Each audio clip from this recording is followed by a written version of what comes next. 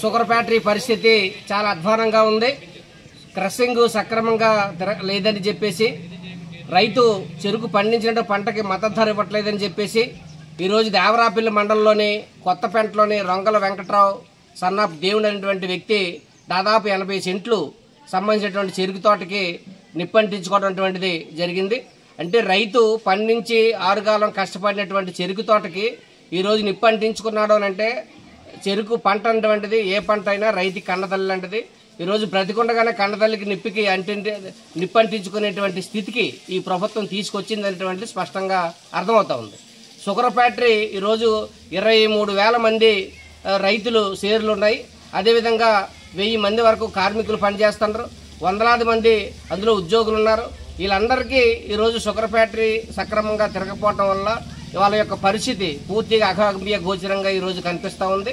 Sugar ఫ్యాక్టరీని నడిపించవలసినటువంటి పాలక వర్గాలు ఈరోజు నోరు మెదపట్లేదు. రోజు షుగర్ ఫ్యాక్టరీ చుట్టూ తిరిగి వాళ్ళు పబ్బం గడుపుకున్నటువంటి అధికార పార్టీ కూటమి నాయకులు ఈరోజు సక్రమంగా వ్యవహరించిన తీరు సక్రమంగా లేదు. రైతులు తీవ్రమైనటువంటి ఆగ్రహంతో ఈరోజు ఉన్నారు. రైతులు ఆ విధమైనటువంటి సమస్యలతో బాధపడుతున్నా ఈరోజు ఆ కూటమి నాయకులైనటువంటి వాళ్ళు నోరు మెదకపోవడం అటువంటి దుర్మార్గమైనటువంటి చర్య. అందుకని రైతులు ఈ చెరుకు పంటకి నిప్పంటించుకోవడం కాదు, వాళ్ళు ఆత్మహత్యలు చేసుకున్నా ఈరోజు ఆశ్చర్యపోవాల్సినటువంటి పరిస్థితి లేదు. అందుకని వాటి ఎటువంటి పరిస్థితులకైనా దారితీస్తుంది. కాబట్టి ఎటువంటి ఆత్మహత్యలకైనా రైతులు సిద్ధపడిపోతూ ఉన్నారు.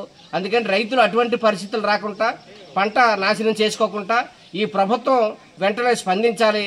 ఆ చెరుకు అటువంటిది క్రషింగ్ అటువంటి సక్రమంగా నడపాలి. మన శనివారం నాడు రాత్రి చెరుకు క్రషింగ్ సక్రమంగా నడపకపోవడం వల్ల, బాయిలరు వేడెక్కపోవడం ఆగిపోవడం వల్ల అక్కడ ఉన్నటువంటి రసం ఏదైతే ఉందో అది పూర్తిగా పులిసిపోయి అది శారదా నదిలోకి వదిలేటువంటిది జరిగింది. అంటే రైతు ఎంతో దవ్వుడిసిన కాంచి గెత్తవేసిన కాంచి కష్టపడినటువంటి ఏదైతే చెరుకు ఉందో ఆ చెరుకుని షుగర్ ఫ్యాక్టరీకి తోలితే దాన్ని రసం ఆడి ఆ రసాన్ని ఈరోజు బాయిలింగ్ చేసి పంచదార తయారు చేసినటువంటి పాలకవర్గం ఈరోజు శారదా నదిలోకి రసం అటువంటిది వదిలేస్తుంటారు. అంటే రసం వదలడం కాదు, చెరుకు రసం వదలడం అని అంటే రైతు యొక్క రక్తాన్ని ఈరోజు ఆ శారదా నదిలోకి వదలడం అటువంటిది మేము భావిస్తున్నాం. అందుకని ఇటువంటి దుర్మార్గమైనటువంటి చర్యలకి పాలకవర్గాలు ఈ ప్రభుత్వం పాల్పడుతుంది. రైతాంగాన్ని ఆదుకుంటాం, రైతాంగం మా రైతే రాజు అని చెప్పినటువంటి వాళ్ళకి హామీలు ఇచ్చి ఓట్లు వేయించుకున్నటువంటి కూటమి నాయకులు ఈరోజు నోరు మెదపట్లేదు. వాళ్ళు నోరుకి స్టిక్కర్లు అంటించుకునేటువంటి పరిస్థితి ఈరోజు కనిపిస్తుంది.